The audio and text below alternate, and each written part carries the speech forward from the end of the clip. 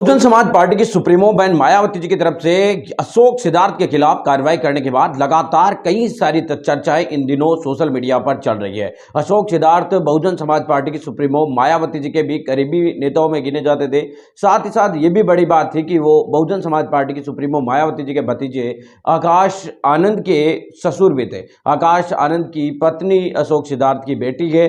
इस वजह से बहुजन समाज पार्टी में उनका कद और सियासी कद भी काफी बड़ा माना जाता था, लेकिन फिर भी अशोक सिद्धार्थ पर कार्रवाई हुई। उसके बाद से लगातार बहुजन समाज पार्टी के अंदर उथल पुथल है वो देखने को मिल रही है। सोशल मीडिया पर तरह तरह के कयास है वो लगाए जा सकते। वैसे तो आपको बता दें कि बहुजन समाज पार्टी के अध्यक्ष मायावती जी कब किसको पार्टी से बाहर का रास्ता दिखाएगी, कब किसको नहीं दिखाएगी, इसके बारे में किसी को भी पता नहीं होता। कौन कितना बड़ा करीबी है, ये बहुत लंबी लिस्ट है। जब बहुजन समाज पार्टी के अध्यक्ष मायावती जी के करीबी नेताओं में नाम गिना जाता था, नसरुद्दीन सिद्दीकी का, राजा राम का, सिद्धार्थ धर्मवीर अशोक, ये तमाम ऐसे बड़े नाम रहे जिनका एक समय काफी अच्छा टर्म है वो हुआ करता था। लेकिन धीरे धीरे यहाँ पर समय के साथ साथ सब है वो दूर होते गए। क्या किन पार्टी कुछ पार्टी से बाहर कर दिए गए या कुछ की जिम्मेदारी है वो कम कर दी गई है। बहुजन समाज पार्टी के अध्यक्ष मायावती जी के द्वारा पिछले दिनों दिल्ली के अंदर जब बैठक बुलाई गई थी, तभी से यह लग रहा था कि कुछ लोगों ने यह शिकायत दी थी कि अन्य राज्यों के अंदर अशोक सिद्धार्थ इंटरफेयर करने की कोशिश कर रहे हैं। अशोक सिद्धार्थ को लगातार जो आंध्र प्रदेश जैसे दक्षिण राज्य है उनके अंदर लगाया गया है, लेकिन उसके बावजूद भी बाकी राज्यों के अंदर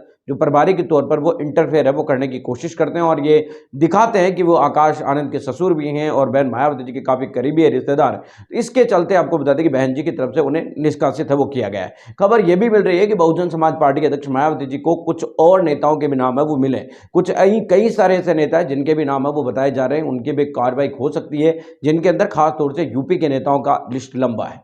बहुजन समाज पार्टी की तरफ से मिल रही जानकारी के अनुसार बीएसपी में कई और नेता है जिन पर कार्रवाई होने के संकेत है। बीएसपी में आपको बता दें कि अंदर खाने की काफी ज्यादा बातें हैं वो चल रही है। इस वक्त बहुजन समाज पार्टी के अंदर टीम बनाकर काम न करने की भावना रखने वाले, अपना खुद का एजेंडा सेट करने वाले नेताओं के खिलाफ कड़ी कार्रवाई करने की कोशिश बहन मायावती जी की तरफ से की जा रही है। बहन जी का एक ये रूल हमेशा से देखा गया है कि जो भी बीएसपी में उनको एक तरीके से कमतर करने की या उनसे आगे बढ़ने की कोशिश करता है, उसको इसी तरीके से पार्टी के बाहर का रास्ता है वो दिखा दिया जाता है। जो भी बहन जी के आदेशों की अवहेलना करेगा उसको पार्टी से बाहर जाना निश्चित है।